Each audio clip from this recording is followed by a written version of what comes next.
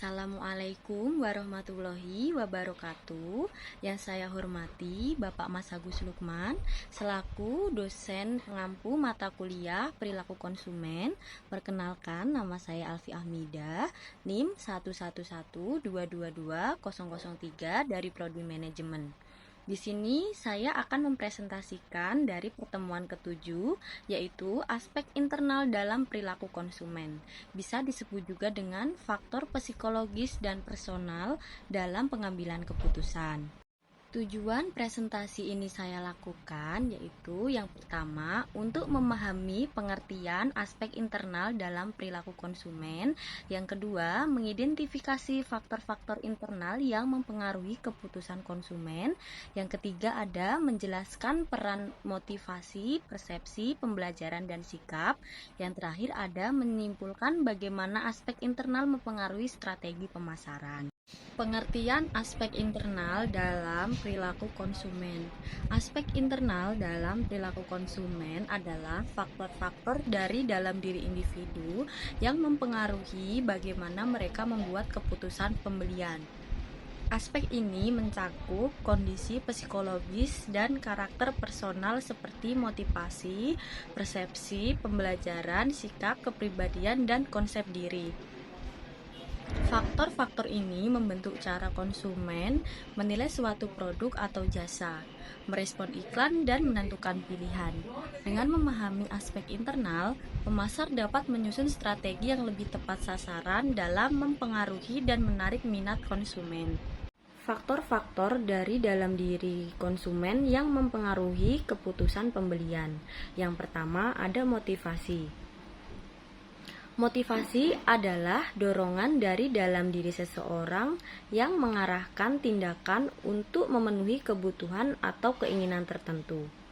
Dalam konteks konsumen, motivasi mendorong seseorang untuk membeli produk sebagai upaya memenuhi kebutuhan, mulai dari yang paling dasar seperti makanan hingga kebutuhan sosial dan aktualisasi diri. Contohnya, seseorang memberi pakaian bermerek untuk memenuhi kebutuhan akan status dan pengakuan sosial. Persepsi. Persepsi adalah proses bagaimana seseorang memilih, mengatur, dan menafsirkan informasi yang diterimanya agar membentuk suatu makna. Konsumen membentuk persepsi terhadap produk berdasarkan pengalaman, iklan, dan opini orang lain. Persepsi ini bisa berbeda meskipun informasi yang diterima sama, karena setiap individu memprosesnya secara subjektif.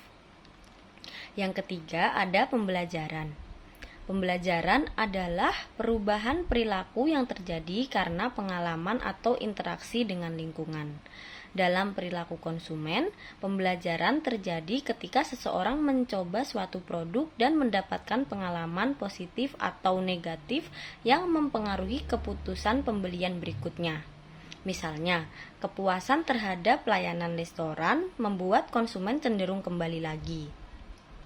Sikap adalah penilaian atau perasaan yang relatif tetap terhadap suatu subjek, yang terdiri dari komponen kognitif atau keyakinan, afektif, perasaan, dan konatif atau kecenderungan bertindak. Konsumen dengan sikap positif terhadap suatu merek cenderung lebih loyal dan mendukung merek tersebut dalam keputusan pembelian. Ada juga motivasi dari teori yang relevan.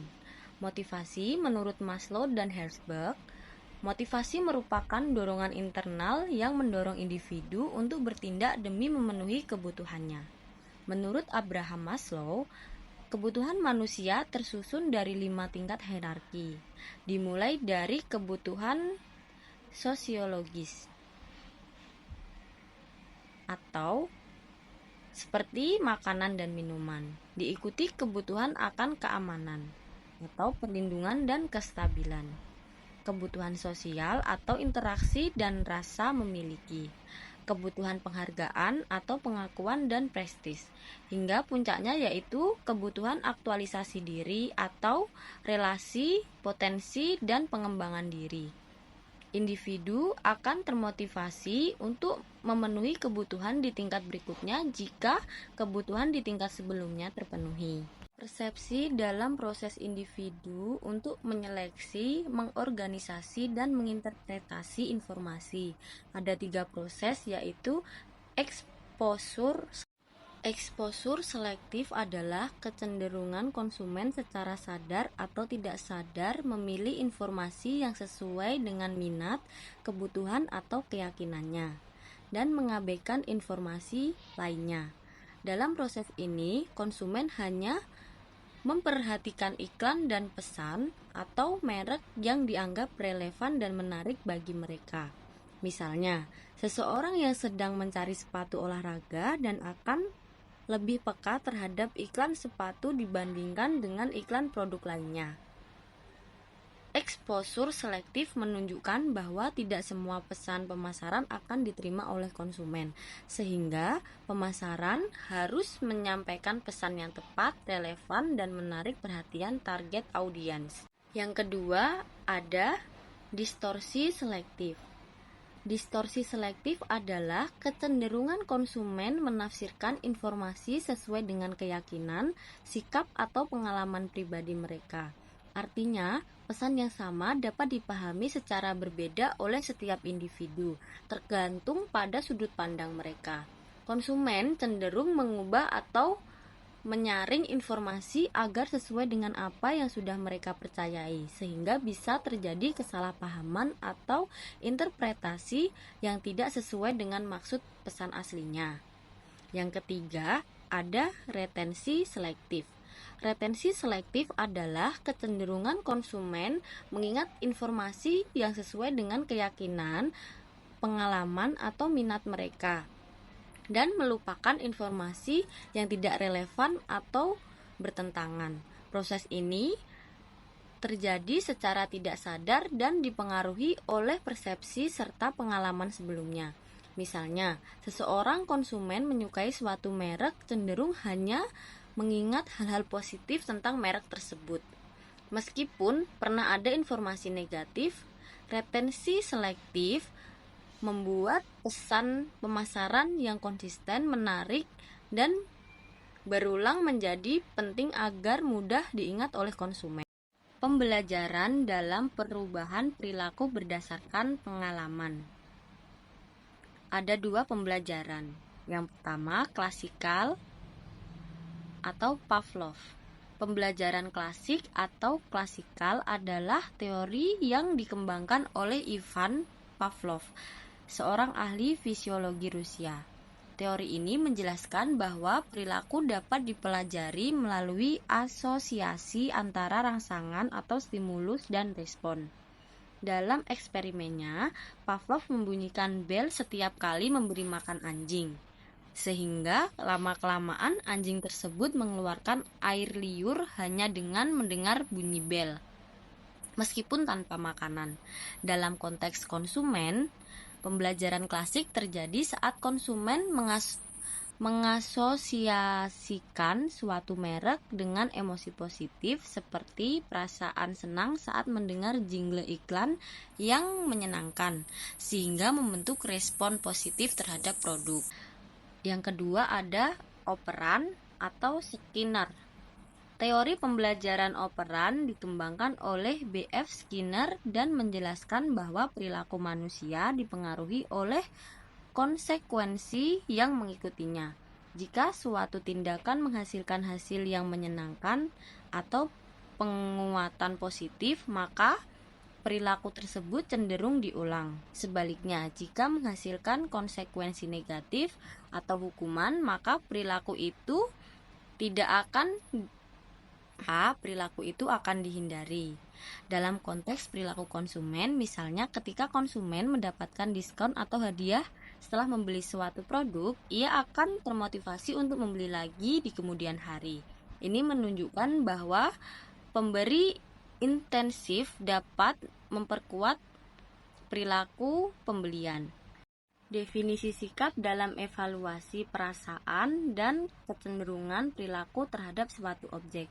Ada 3 komponen sikap. Yang pertama adalah kognitif atau keyakinan. Komponen kognitif dalam sikap berkaitan dengan pengetahuan, pemahaman, atau keyakinan seseorang terhadap suatu produk atau merek. Keyakinan ini berbentuk dari informasi yang diterima konsumen melalui pengalaman, iklan, atau pendapat orang lain.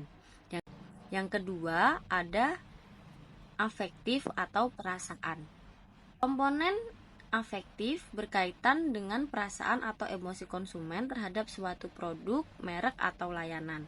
Perasaan ini bisa berupa suka, tidak suka, bangga, atau kecewa, dan seringkali muncul setelah konsumen memiliki keyakinan terhadap suatu produk. Yang ketiga ada konatif atau niat perilaku. Komponen konatif berkaitan dengan kecenderungan atau niat seseorang untuk bertindak terhadap suatu objek, seperti membeli, mencoba, atau merekomendasikan produk. Niat ini merupakan hasil dari keyakinan atau kognitif dan perasaan atau afektif yang sudah terbentuk sebelumnya. Selanjutnya, ada kepribadian dan konsep diri. Kepribadian adalah kumpulan karakteristik psikologis yang relatif konsisten dan unik pada setiap individu yang memengaruhi cara mereka berpikir, merasa, dan bertindak dalam merespon lingkungan. Dalam konteks perilaku konsumen, kepribadian berperan dalam membentuk preferensi terhadap merek, gaya hidup, dan cara seseorang mengambil keputusan pembelian. Yang kedua ada konsep diri. Konsep diri adalah pandangan individu tentang siapa dirinya, baik secara fisik, psikologis, maupun sosial. Konsep ini menyangkup dua aspek utama. Yang pertama ada diri aktual, bagaimana seseorang melihat dirinya saat ini, dan diri ideal, bagaimana seseorang ingin dilihat atau menjadi. Dalam perilaku konsumen, konsep diri mempengaruhi pilihan produk karena konsumen cenderung memilih merek atau gaya yang aplikasi dalam strategi pemasaran. Pemahaman terhadap aspek internal perilaku konsumen seperti motivasi, persepsi, pembelajaran, sikap, kepribadian, dan konsep diri memungkinkan pemasaran menyusun strategi yang lebih tepat sasaran. Informasi ini digunakan untuk segmentasi pasar berdasarkan psikologi konsumen. Penyesuaian pesan iklan sesuai persepsi dan kebutuhan, serta positioning merek yang relevan. Contoh aplikasi strategi pemasaran, kita ambil Nike. Nike memahami bahwa target konsumennya memiliki motivasi berprestasi dan konsep diri sebagai pribadi yang tangguh dan aktif. Oleh karena itu, Nike menggunakan slogan seperti Just Do It yang membangkitkan semangat serta menampilkan atlet-atlet sukses dalam kampanye iklan mereka. Hal ini memperkuat persepsi bahwa menggunakan produk Nike ini memperkuat persepsi bahwa menggunakan produk Nike identik dengan kekuatan, ketekunan, dan keberhasilan. Strategi ini mempengaruhi sikap dan perilaku konsumen yang ingin merasakan percaya diri dan berprestasi. Kesimpulan dari materi yang saya paparkan adalah aspek internal dalam perilaku konsumen memainkan peran penting dalam proses pengambilan keputusan pembelian. Faktor-faktor seperti motivasi, persepsi, pembelajaran, sikap, kepribadian, dan konsep diri membentuk cara konsumen berpikir, merasakan, dan bertindak terhadap produk atau merek. Memahami faktor-faktor ini memungkinkan pemasar untuk menyusun strategi yang lebih profesional dan efektif, seperti menyusun pesan iklan yang relevan, melakukan segmentasi psikografis, serta membangun positioning merek yang sesuai dengan citra diri konsumen. Perusahaan tidak hanya mampu menarik perhatian konsumen, tetapi juga menciptakan loyalitas jangka panjang. Sekian dari presentasi yang saya paparkan, saya ucapkan terima kasih.